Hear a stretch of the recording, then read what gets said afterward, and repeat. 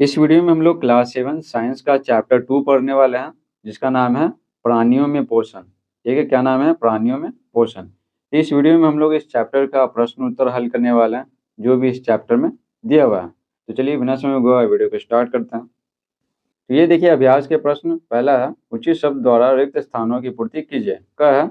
मानव पोषण के मुख्य चरण, ठीक है, डैश डैश के वो है, 5 को है। तो सबसे पहले भोजन को ग्रहण करते हैं, तो उसको बोलते हैं क्या? अंतः ग्रहण। हो गया। उसके बाद क्या होता है? भोजन पचता है तो हो जाएगा पाचन। उसके बाद भोजन पचता है तो उसका अवशोषण होता है, पचे हुए भोजन का, तो हो गया अवशोषण। उसके बाद है ना, जो पचा हुआ भोजन है तो उसका फिर क्या होता है? अवशोषण के बाद उसका इस्तेमाल होता है, उसको कहते हैं स्वांगीकरण। विभिन्न कार्यों में इस्तेमाल होता है। उसके बाद जो भोजन नहीं पचता है तो उसको शरीर से बाहर निकाल दिया जाता है, उसको कहते हैं निष्कासन। ख है, मानव शरीर की सबसे बड़ी ग्रंथि का नाम है क्या? यकृत। ठीक है, यकृत है। अमाशय में हाइड्रोक्लोरिक अम्ल एवं डैश का स्त्राव होता है, एवं क्या होता है? पाचक रस का स्त्राव होता है। जो भोजन पर क्रिया करते हैं, हाइड्रोक्लोरिक अम्ल क्या करता है? भोजन में जो कीटाणु है ना, वो सबको मार देता है। और पाचक रस क्या करता है? भोजन को पचाता है। घ है, क्षुद्रांत यानी छोटी आंत की आंतरिक भित्ति पर अंगुली के समान अनेक प्रवर्ध होते हैं, जो डैश कहलाते हैं। तो जो क्या कहलाते हैं? दीर्घ रोम कहलाते हैं, दीर्घ रोम। च है, अमीबा अपने भोजन का पाचन डैश में करता है, तो ये क्या है? खाद धानी में करता है। ठीक है, तो हो जाएगा खाद धानी। दूसरा है, सत्य एवं असत्य कथनों को चिह्नित कीजिए। तो देखिए, मंड का पाचन अमाशय से प्रारंभ होता है। ठीक है, तो नहीं। ठीक है, मंड का पाचन है ना, ये मुंह से ही स्टार्ट हो जाता है, तो हो जाएगा असत्य। ठीक है, जीभ लाला ग्रंथि को भोजन के साथ मिलाने में सहायता करती है, तो हो जाएगा सत्य। यहाँ पे लाला ग्रंथि नहीं, इसका मतलब है क्या? लार ग्रंथि। ठीक है। पित्ताशय में पित्त रस अस्थायी रूप से भंडारित होता है, ये क्या है? असत्य है। घ है, रूमिनेंट निगले हुए। रूमिनेंट जैसे जो क्या करते हैं ना, वो आधा चबा जाते हैं, आधा चबाते हैं और फिर निकल जाते हैं, जैसे गाय भैंस है ना, बकरी, और फिर बाद में निकाल निकाल के चबाते रहते हैं, जिसको कहते हैं जुगाली करना। तो उसी उन्हीं जीवों को कहते हैं, उन्हीं जानवरों को रूमिनेंट कहते हैं।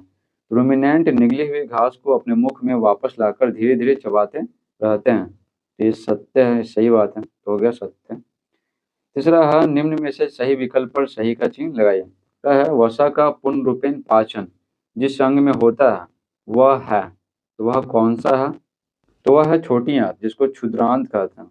हो गया। तो वो क्षुद्रांत में क्या होता है? वसा का पूर्ण रूपेण यानी पूरी रूप से, पूरी तरह से पाचन होता है।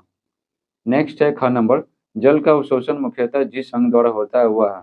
जल का अवशोषण है ना, ये भी ये क्या होता है? ये बृहदांत्र में होता है। ठीक है, बृहदांत्र यानी बड़ी आंत में होता है। चौथा, कॉलम ए में दिए गए कथनों का मिलान कॉलम बी में दिए गए कथनों से कीजिए। कॉलम ए है, आई कॉलम बी है। देखिए कार्बोहाइड्रेट है ना, कार्बोहाइड्रेट, ठीक है, ये क्या होता है? ये बदल जाता है शर्करा में। ठीक है, कार्बोहाइड्रेट का पाचन होता है तो शर्करा में बदलता है टूट के। और प्रोटीन बदलता है किसमें? एमिनो अम्ल में। ठीक है, टूटता है तो। और वसा बदलता है वसा वसा अम्ल एवं ग्लिसरॉल में, तो हो गया। नेक्स्ट है यहाँ पे, दीर्घ रोम क्या है? वह कहाँ पाए जाते हैं एवं उनके कार्य क्या है? ठीक है, इसी तरह से और भी सवाल है, चलिए एक एक करके आपको बताते हैं। तो क्या पूछा गया था? दीर्घ रोम क्या है? वह कहाँ पाए जाते हैं एवं उनके कार्य क्या है? तो उत्तर लिखेंगे क्षुद्रांत यानी छोटी आंत। तो क्षुद्रांत की आंतरिक भित्ति पर, भित्ति यानी दीवार, क्षुद्रांत की आंतरिक भित्ति पर अंगुली के समान पाए जाने वाली उभरी हुई संरचनाएं दीर्घ रोम कहलाती है। ठीक है, और यह संरचनाएं क्षुद्रांत की आंतरिक भित्ति पर पाई जाती है। पूछ रहा था ना, कहीं कहाँ पाई जाती है? तो क्षुद्रांत छोटी आंत की आंतरिक भित्ति पर पाई जाती है, दीवार पे। और उनके कार्य क्या है? तो देखिए, दीर्घ रोम पचे हुए भोजन के अवशोषण के लिए तल क्षेत्र बढ़ा देते हैं।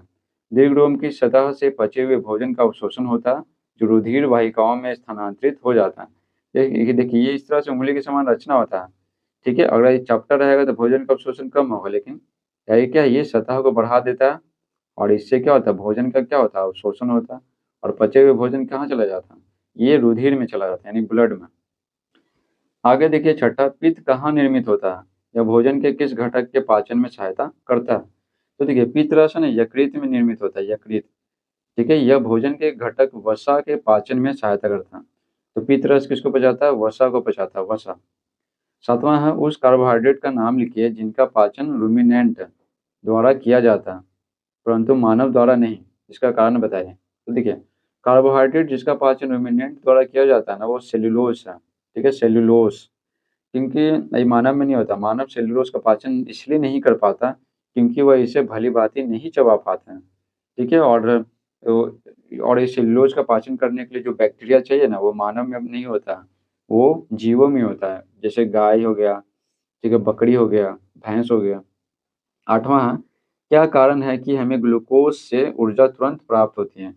तो देखिए, ग्लूकोज का कोशिकाओं में पहुंचकर ऑक्सीकरण हो जाता है। हम सांस लेते हैं तो ऑक्सीजन जाता है, और ऑक्सीजन की उपस्थिति में ग्लूकोज का क्या होता है? पाचन होता है, जिससे शरीर की जैविक क्रियाओं के लिए तुरंत ऊर्जा प्राप्त होती है। ठीक है, तो ग्लूकोज का क्या होता है? कोशिकाओं में पहुंचकर ऑक्सीकरण होता है, ऑक्सीकरण।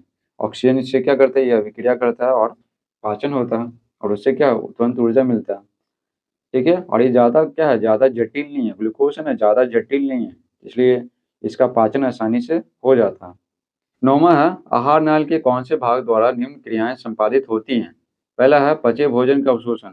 तो पचे भोजन का अवशोषण है ना, छोटी आंत में होता है, जिसको क्या कहते हैं? क्षुद्रांत कहते हैं, क्षुद्रांत। हो गया।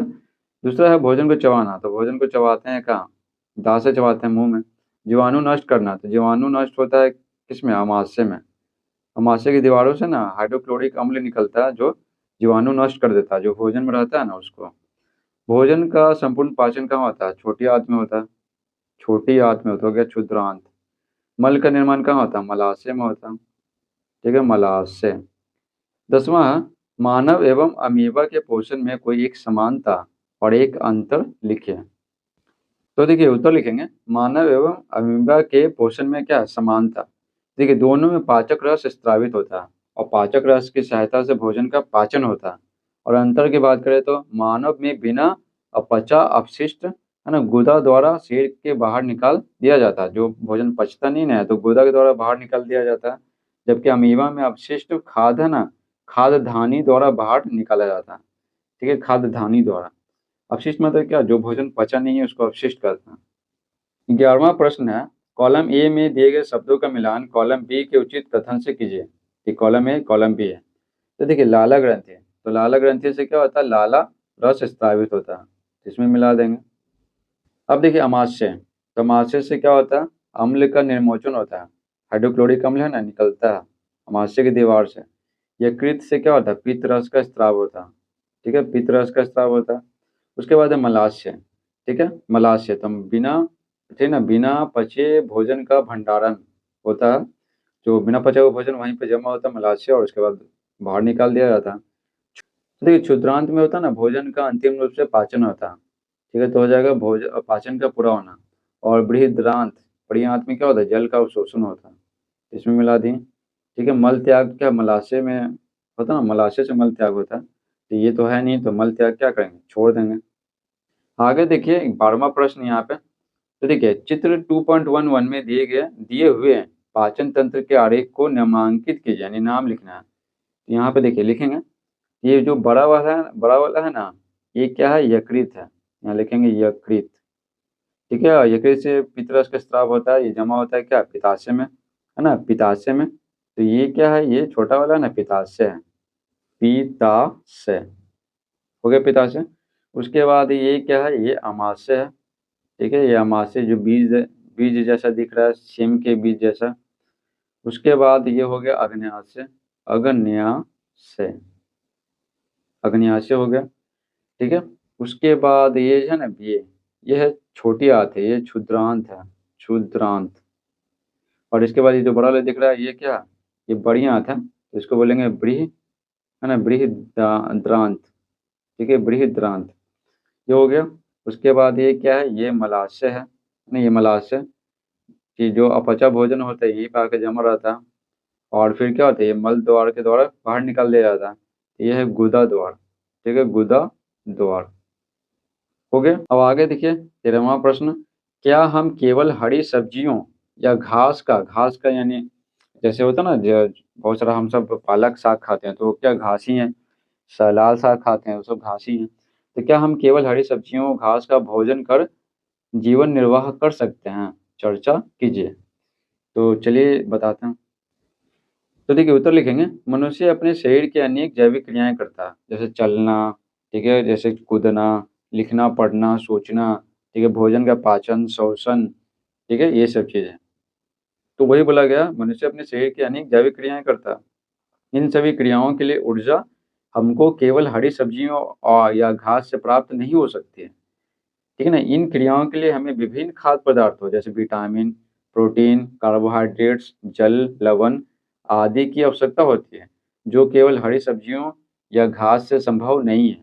समझे? तो हमें सब कुछ चाहिए ना, कार्बोहाइड्रेट, प्रोटीन, विटामिन, खनिज लवण, ठीक है? विभिन्न प्रकार के खनिज लवण होते हैं, तो वो सब चाहिए। ठीक है? तो ये सब है ना, ये सब केवल हरी सब्जियों या घास से नहीं हो सकता है।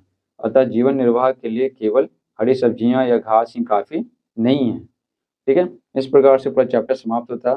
आई होप आपको ये चैप्टर पसंद आया होगा और समझ में आया होगा। और समझ में आया तो वीडियो को लाइक कीजिए और चैनल पे नए हैं, तो चैनल को सब्सक्राइब कीजिए। ठीक है? चैनल को सब्सक्राइब कीजिए। Thanks for watching.